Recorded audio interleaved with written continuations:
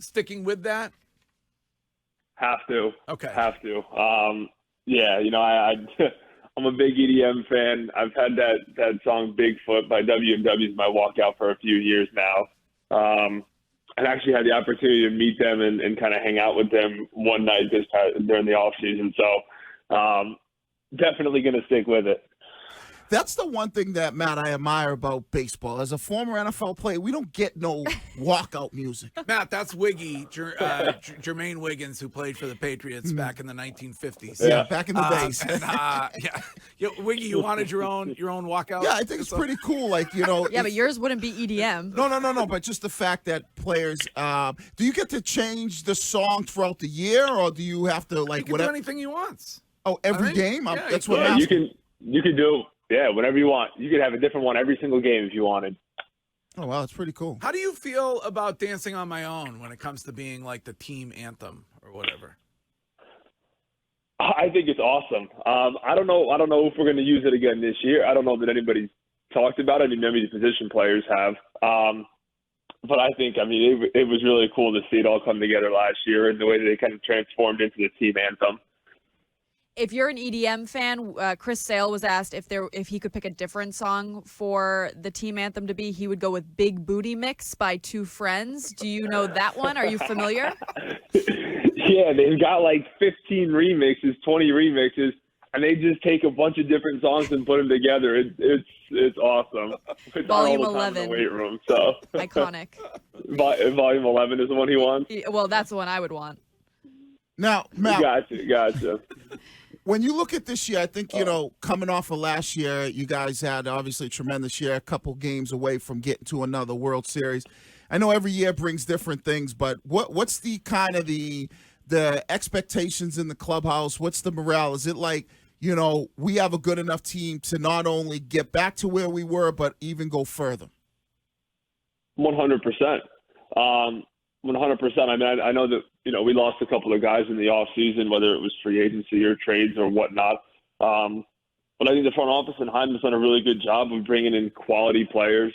I would sit here and try to list them, but I feel like there's enough of them, and I'm going to end up forgetting somebody. But obviously, the front office did a phenomenal job of bringing in guys, and just the energy and the vibe in camp for the last 3 weeks has been awesome. I think guys got a really good taste of what it was like being deep into the postseason again last year and want to get back there. And definitely feel like we have the team and the experience to do that. Is shortened spring training affecting you or the guys in any way, or is it just kind of business as usual? Yeah, I mean, it definitely makes it a little more difficult, right? But I think fortunately and unfortunately, we had a similar situation like this in 2020 where we didn't even get to play other teams in spring training. We were just inter-squatting at Fenway, right? So we had to figure out how to get ready in 3 weeks then. And then last year was obviously a full camp, but it didn't feel like a full spring training, you know what I mean? Because we weren't totally back with the fans and everything yet. And then this year we go back to another really short spring training. So I think guys are using the ability or kind of drawing from their experiences in 2020. And then anybody who was here in 18, right, our 19 spring training, while it was a big one, most of the guys didn't do anything for the first couple of weeks because we played so much longer. So from a reliever standpoint, I've talked with Bushy and AC and Walk and everybody, and as long as I get like 6 games in, I'll be okay for the season. It's definitely a little harder for, say, a position player who needs to get his timing and his defensive in, or a starter who has to actually build up to 5, 6, 7 innings, right? As a reliever, it's more making sure the arm strength is really there, getting in some games, facing some hitters, and you can make that work. You had an interesting quote a week or so ago where you were talking about last season and how you felt like maybe you got tired halfway through and you built up some maybe bad habits and you're trying to combat that now going into this season. And Yep. I thought that was interesting for any athlete, pro or not, because I think a lot of people face that. What are you doing or what did you do during the off season to make sure you don't fall back into that trend? Yeah, for sure. Last year was one of the craziest years in my professional career. Ultimate highs and a lot of lows towards the end of the season, which definitely makes it difficult. But one of the biggest things that I've realized is that sometimes less is more in sports, especially baseball. It's such a like the littlest thing from a pitcher, right? I mean, your hand positioning when you release the ball could be like 2 degrees off, if you will, and it's going to change everything. But sometimes just taking a step away from the game in terms of the off season, right, and not playing catch for a month or 5 weeks, you get back into it and your body just kind of goes back to what it's accustomed to. It goes back to just the natural throwing motion of what you've been doing for the last 20 years. And to me, I think that has kind of been a really nice adjustment in terms of kind of growing in the game over the last few years is realizing when I need to just take a step back and not try and fix anything or fix too much. Just go out there, be an athlete, and do what you know how to do. And I think that's kind of what I've done. Now, we've obviously, when you're going through spring training and you're building up for the season, you're going to have little things that are off. But those are small, normal adjustments that you make when you haven't faced hitters in 5 months, right? Like, that's natural and that's going to happen. I think moving into the season, we're going to keep a really strong line of communication. We're going to make some adjustments, whether it's with conditioning or with the weight room, and we're going to move forward in that sense. But I don't know that there was anything specific that I did to try and fix that. I think that's kind of, we're going to see what the season brings and just make sure that we all kind of communicate with each other on where we're at from a physical, mental standpoint as we move into the season. Matt, I try to kind of relate everything to, football because that's what I know. When I think of a closer, I think of a kicker, right? A guy who's called upon to be in a situation that, the game's on the line one way or the other. So, I think Courtney asked a great question. How much becomes more mental than physical when you're in that moment when maybe you're struggling or you're on the high? Is it more about the mental makeup or is it more about the physical? I think it's a combination of both. I think from a pitcher standpoint, especially a reliever, right? When we go out there and we're tasked with being ready to throw every single day, I think at some point you hit a point where you are physically tired, right? Where you've thrown 3 days in a row, or you've thrown 4 out of 5 days, where your body is physically tired, and you're just not going to have the same stuff that you did on day one when you were completely fresh, right? So you kind of have that aspect of it. But then there's the mental side of it as well, where you can go out there and feel like sometimes you're throwing the ball well and you get hit around the yard and you blow a game, or maybe you just don't have it and you have to find a way to try and get it done when you know that you don't have your best stuff and you are tired. So I think it's a really strong combination of both of them, which kind of makes it really difficult. Would you say it's the hardest thing to do on the field? We always in football always say, quarterback's the hardest position. Would you say like closer is the hardest thing to do because of knowing the magnitude of the position that you're in? I don't know. I think they all have them. I think one of the hardest things for me about being a pitcher is you are the only one. Like, the game is 100% or 90% in your control at that moment. And if you're struggling, I mean, that mound can be a really lonely island at times. But it's what you sign up for, right? I mean, it's a lot of fun, but it can definitely be daunting and very difficult at times. And in those times, that's when you try to draw on the experience, try and draw on. Listen, I mean, everybody, even the best pitchers in the game, right, are going to give up runs, and I think you have to understand that. And one of the biggest things for me was understanding that once the ball leaves your hand, like you really have no say in what happens, right? The only thing you can control as a pitcher is, am I going to execute this pitch or not, right? And if you execute your pitch and you give up a hit, well, then you really did everything you could. And I think when you finally get, and I kind of, especially the first half of last year, really got to a place where I totally accepted that. And when you totally accept that, like, you really can't get angry about the results, right? Like, there's times where I go out there and I have electric stuff and I can locate every pitch and I can get hit around because the guys that we're facing are pretty darn good too, right? I mean, they're getting paid to hit the baseball and they're the best players in the world, right? I mean, and I think sometimes people lose sight of that. Is like, if I'm out there and I'm facing Mike Trout and I dot a fastball down and away, well, I executed the pitch that I want. He has a double in the gap. Well, it's because Mike Trout's really good too. You know what I mean? Mm-hmm. So,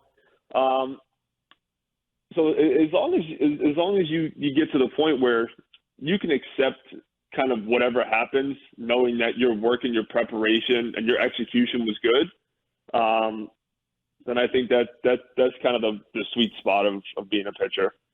Did you offer Trevor Story any advice about playing in Boston or living in Massachusetts? Anything you needed to warn him about or anything?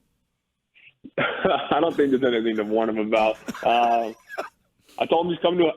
I talked to him a little bit. I faced him the other day. We were talking some sequencing, getting some of his insight on what he saw on the mound for a couple of pitches that I wanted to try and work on.